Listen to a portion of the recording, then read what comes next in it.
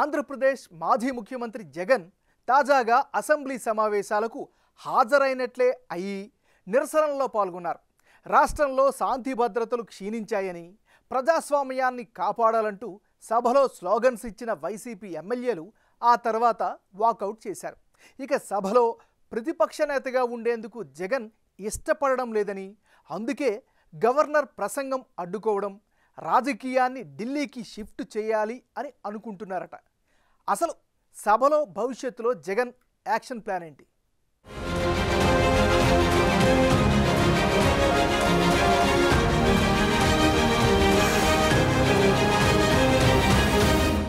People have to again take up the task of unscientific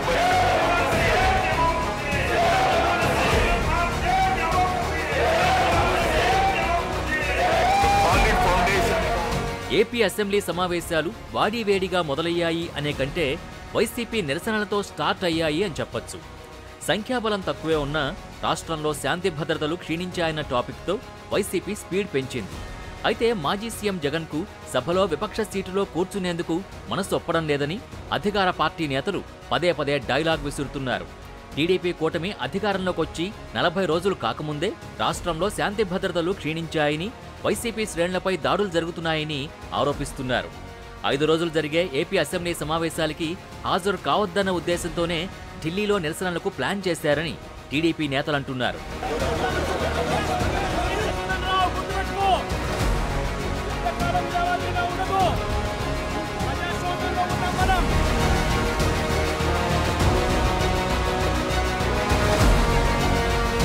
మొదటి రోజు AP assembly సమావేశాల్లో high drama కనిపించింది. మాజీ సీఎం జగన్, వైసీపీ ఎమ్మెల్యేలు, ఎమ్మెల్సీలు నల్ల కండువాలు ధరించి అసెంబ్లీకొచ్చారు. సేవ్ డెమోక్రసీ, రాష్ట్రంలో హత్యా రాజకీయాలు నశించాలి అని నినాదాలు చేశారు. ఈ క్రమంలోనే వైఎస్ఆర్సీపీ ఎమ్మెల్యేలు, ఎమ్మెల్సీల్ని అసెంబ్లీ గేటు వద్ద పోలీసులు అడ్డుకున్నారు. వారి చేతుల్లో ఉన్న ప్లకార్డులు, పేపర్లు లాక్కుని చించేశారు. పోలీసుల తీరుపై వైఎస్ జగన్ తీవ్ర ఆగ్రహం వ్యక్తం చేశారు. ఆ అధికారం ఎవరిచ్చారంటూ పోలీసుల్ని నిలదీశారు. పోలీసుల జులుం ఎల్లకాలం సాగదని, ఈ విషయం గుర్తుపెట్టుకోవాలని వార్నింగ్ కూడా ఇచ్చారు. పోలీసుల టోపీల మీద సింహాలున్నది ప్రజాస్వామ్యాన్ని కాపాడడం కోసమని, యథేచ్ఛగా ప్రజాస్వామ్యాన్ని ఖూనీ చేయడం కోసం కాదన్నారు జగన్. చట్ట ప్రకారం పోలీసులు పనిచేయాలని అన్నారు. ఎమ్మెల్యేలు, ఎమ్మెల్సీల చేతుల్లో ఉన్న పేపర్లు లాక్కుని చించివేసే అధికారం ఎవరిచ్చారని ప్రశ్నించారు. పోలీసుల వ్యవహార శైలిపై అసహనం వ్యక్తం చేసిన జగన్ సభలో కూడా సేవ్ డెమోక్రసీ అంటూ నినాదాలు చేశారు. గవర్నర్ ప్రసంగానికి అడ్డు తగిలారు. 45 రోజుల్లో 36 హత్యలు జరిగాయని నినాదాలు చేశారు. ఆ తర్వాత వైసీపీ సభ్యులంతా సభ నుంచి వాకౌట్ చేశారు. ఇదంతా ముందస్తు వ్యూహమే అని, సభలో విపక్ష సీట్లలో కూర్చునే ఉద్దేశం లేకనే ఏవో ఒక సాకులు చెబుతున్నారని అన్నారు. ఒకవైపు ఇక్కడ అసెంబ్లీ జరుగుతుంది. అసెంబ్లీ జరుగుతున్న సమయంలో మీరు అసెంబ్లీలో ఉండకుండా ఉండే ధైర్యం మీకు లేక ఇలా సాకులు వెతుక్కొని మీరు ఢిల్లీ వెళ్తామంటున్నారే. అంటే అసెంబ్లీలో ఏ బిల్లు ప్రవేశపెట్టినా అది ప్రజలకు వ్యతిరేకమైన అది పాస్ అయిపోవాలనా?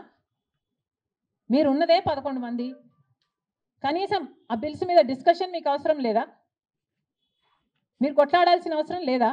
ఏం ఆలోచన చేస్తున్నారు జగన్మోహన్ రెడ్డి గారు?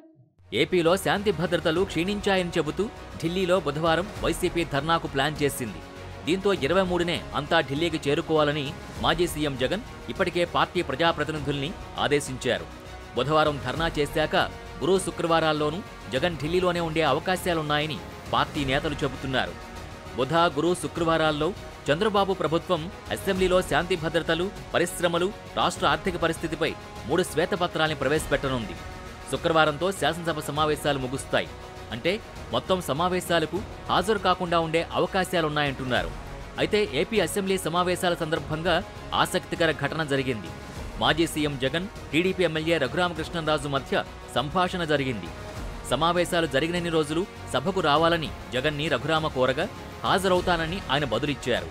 ఈ మొత్తం ఎపిసోడ్లో ఇదో ట్విస్ట్గా మారింది.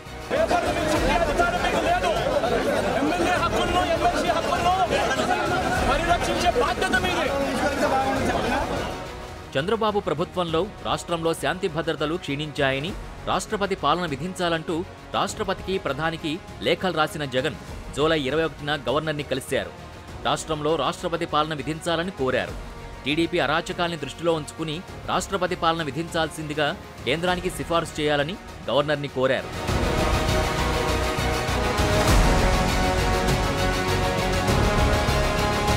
అటు జగన్ వ్యవహార శైలిపై చంద్రబాబు విరుచుకుపడ్డారు.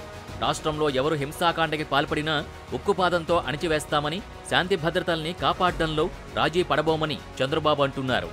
శాంతి భద్రతల్ని స్వయంగా పర్యవేక్షిస్తానని క్లారిటీ ఇస్తున్నారు.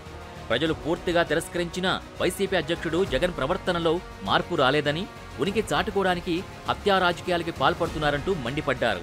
జగన్ ఫేక్ పాలిటిక్స్ను నమ్ముకున్నారని, అందుకే టీడీపీ హింసా రాజకీయాలకు పాల్పడుతోందంటూ తప్పుడు ప్రచారం చేస్తున్నారని చంద్రబాబు మండిపడుతున్నారు. శాసనసభ సమావేశాలకు హాజరవకుండా ఉండేందుకే ఢిల్లీలో ధర్నా పేరుతో ఆయన డ్రామా చేస్తున్నారని కౌంటర్ ఇచ్చారు.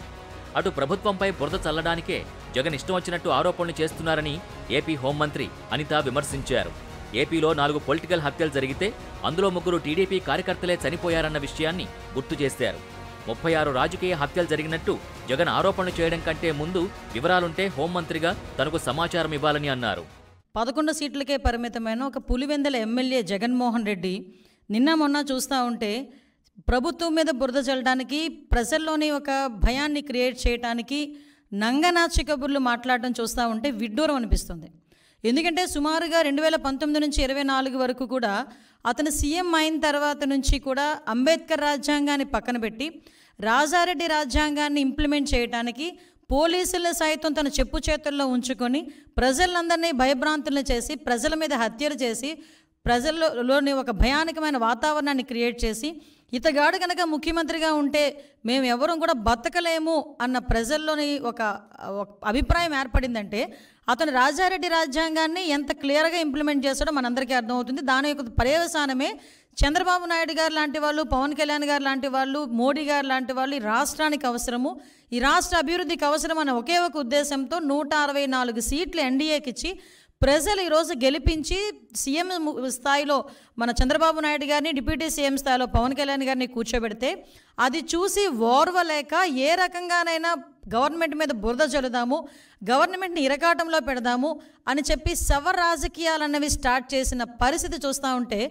జగన్మోహన్ రెడ్డి, పులివెందుల ఎమ్మెల్యే జగన్మోహన్ రెడ్డి నీకు సిగ్గనిపించట్లేదేమో కానీ ప్రజలందరూ కూడా చూసి సిగ్గుపడుతున్నారు. మొత్తంగా అసెంబ్లీ సమావేశాల విషయంలో అటు కేసీఆర్, ఇటు జగన్ ఎవరి ప్లాన్లో వారున్నారు.